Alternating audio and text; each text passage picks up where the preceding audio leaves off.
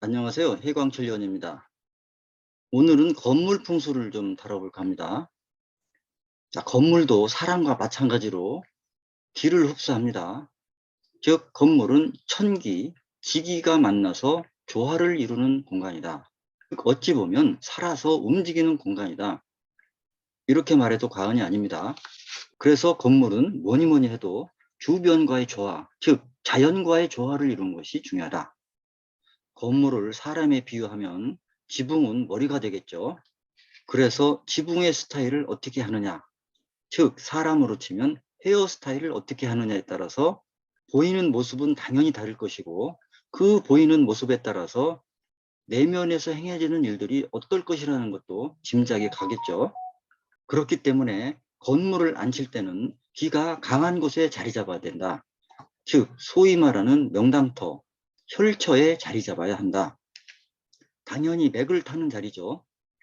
그리고 빛이 잘 들어오고 바람을 막아주는 것, 그러니까 늪지나 습지, 음습한 곳, 이런 곳에는 명당이 될 수 없습니다. 그리고 건물을 원형이나 사각형으로 짓는 것이 좋다. 기가 가장 잘 모이는 건물은 원형 건물입니다.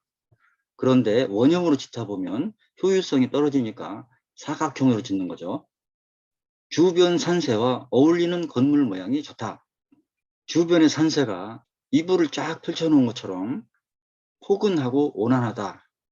그러면 그런 동네에는 높은 건물을 안 어울리겠죠. 유럽의 알프스 지역 가보면 건물들이 뾰족뾰족하니 그야말로 그림처럼 지어져 있습니다. 그리고 서울 은평구 북한산 자락에 있는 한옥마을, 특히 저녁 석양이 질 때 가보면 참 아름답습니다. 그리고 건물 바닥 전체는 지면과 접하는 것이 좋다. 그래야 지기를 흡수한다.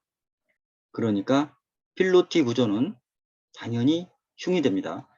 특히 필로티 건물 바로 위에 있는 층, 거기는 밑바닥이 뻥 뚫린 거나 마찬가지예요. 건물의 형태는 반듯하고 안정감이 있어야 좋다. 대문의 크기는 집의 크기와 균형을 이루어야 된다. 집의 규모에 비해서 대문이 너무 크거나 작다. 이것도 기의 밸런스가 안 맞는 거예요. 황제택경에 택대문소라는 말이 있다 그랬죠. 집은 크되 대문은 작은 게 좋다. 그래야 기가 새나가지 않고 웅집된다. 양택에서는 대문의 위치나 크기가 상당히 중요하게 작용을 합니다. 그리고 대문이 현관문과 마주 보이면 좋지 않다. 이것은 사생활이 노출되고 또 거기 사는 사람들의 명예가 실추된다고 해요. 집안에 생기가 가득 차도록 공간을 충분히 한다. 이 얘기는 건물 안, 특히 거실에는 복잡하게 여러 가지를 늘어놓지 마라. 충분한 공간을 확보하라. 공간이 넓을수록 천기와 지기를 많이 담겠죠. 그래야 집안에 생기가 돈다. 현관은 늘 청결하고 밝게 하라. 자, 현관은 사람으로 말하면 입입니다. 입은 항상 깨끗이 닦아줘야죠. 현관을 지저분하게 한다든지 어둡게 한다든지 그러면은 좋은 기가 들어오려고 하다가도 다시 나갑니다.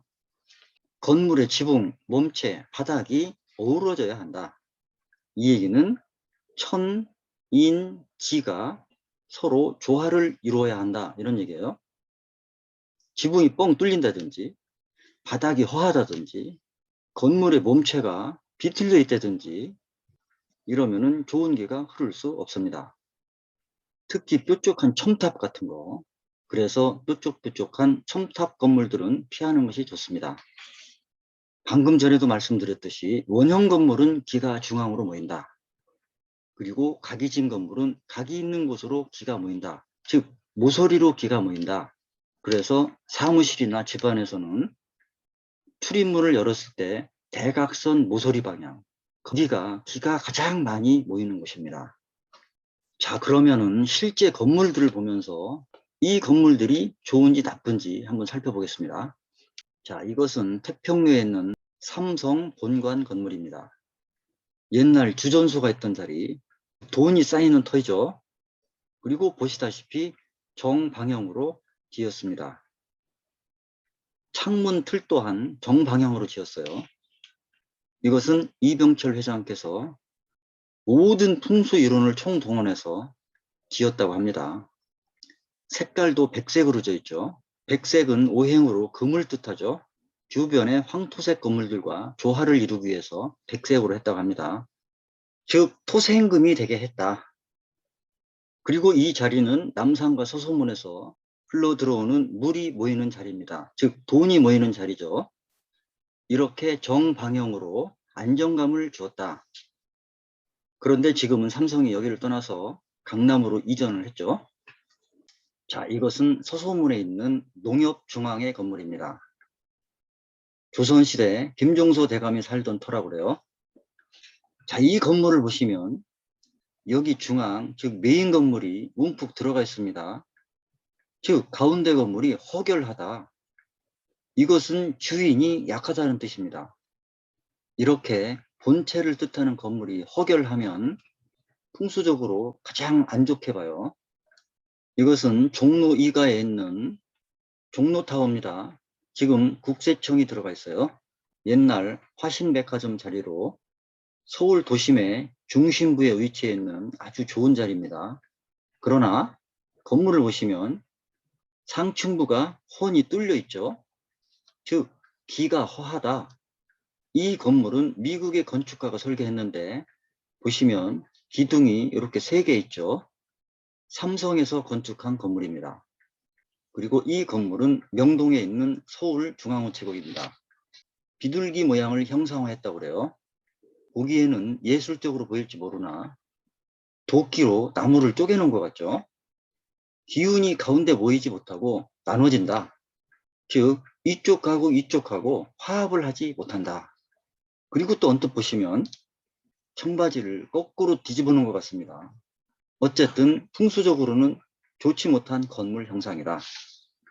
자, 이것은 한국은행 본점 건물입니다. 비가 오면 남산의 모든 물들이 일로 모여들어요. 돈이 모이는 자리다.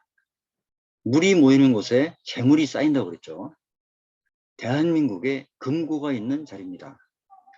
자, 이 건물은 그 유명한 서울시청 건물입니다. 언뜻 보면 상당히 예술적으로 보입니다. 그런데 가까이서 보면 섬뜩 무서워요. 쓰나미가 몰려오는 것처럼 생겼다. 그래서 이 서울시청 건물은 해방 후에 지어진 최악의 건물로 꼽힙니다. 그리고 여기 종로타워, 중앙우체국 건물 전부 다 최악의 건물로 꼽혀요. 참 아이러니하죠. 자, 예술미를 중요시할 것이냐, 풍수적인 조화를 중요시해야 될 것이냐, 그것은 각자 판단하기 나름입니다만 풍수를 공부하는 우리로서는 많이 깨름칙하죠. 이렇게 건물도 사람처럼 우주의 기운을 흡입하고 그에 따른 작용을 하는 생명체 역할을 한다. 그러고 보면 풍수 절대 무시할 수 없습니다. 감사합니다.